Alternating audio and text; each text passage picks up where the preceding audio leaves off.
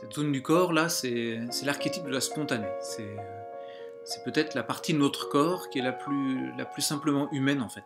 C'est là où on est touché. C'est là où quelque chose, en effet, peut se...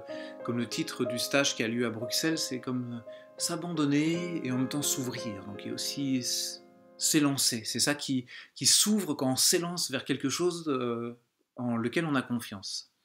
Donc c'est une très belle qualité. C'est une qualité super simple, très vulnérable en même temps. C'est très exposé chez l'humain par rapport aux animaux qui sont à quatre pattes. S'élancer et s'abandonner.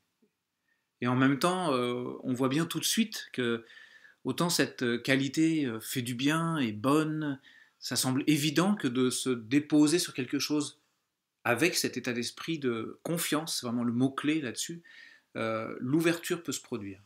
Et qu'en même temps, eh bien, c'est quelque chose d'extrêmement blessé chez beaucoup de monde et d'une façon collective dans nos sociétés. La confiance est blessée.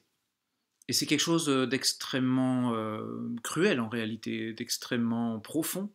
C'est-à-dire qu'au lieu de se sentir porté, de s'ouvrir, beaucoup d'entre nous en fait avançons avec des manteaux gris, comme si nous rasions les murs pour éviter au maximum la relation, où l'autre en fait devient l'ennemi, et où justement il y a de la méfiance. Et cette méfiance en fait qui est là dans cette façon d'éviter l'autre, de paraître invisible, c'est quelque chose qui remplit l'espace.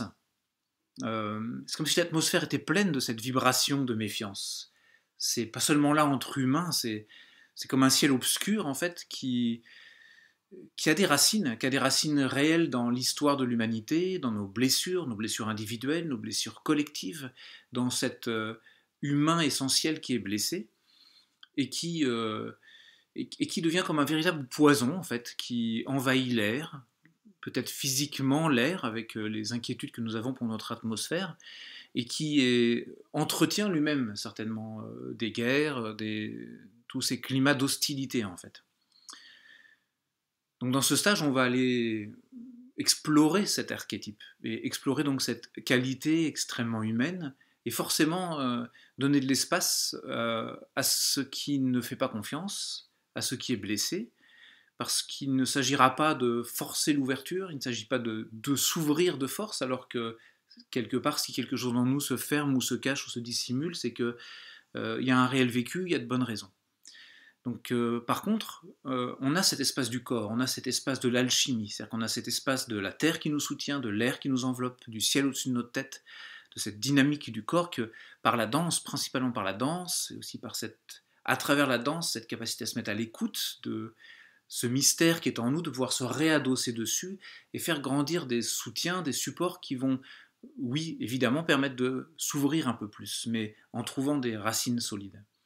C'est un vrai travail d'alchimie qu'on va faire sur cette essence la plus simple de l'humain, de cette humanité simple blessée. Et je suis très heureux de proposer ce stage, que nous fassions ensemble, ce stage à Bruxelles, qui est pour moi un lieu d'alchimie particulier, avec ce mélange d'innocence et de puissance, pour activer cette alchimie dans le corps autour de ce thème-là, qui nous rappelle vraiment qu'est-ce que c'est que l'alchimie au départ, qui est plus que de fabriquer de l'or, en fait, qui est de retrouver notre âme d'enfant qui peut s'abandonner dans le jardin premier. Donc vous êtes les bienvenus à ce stage qui a lieu donc à Bruxelles les 2 et 3 mai.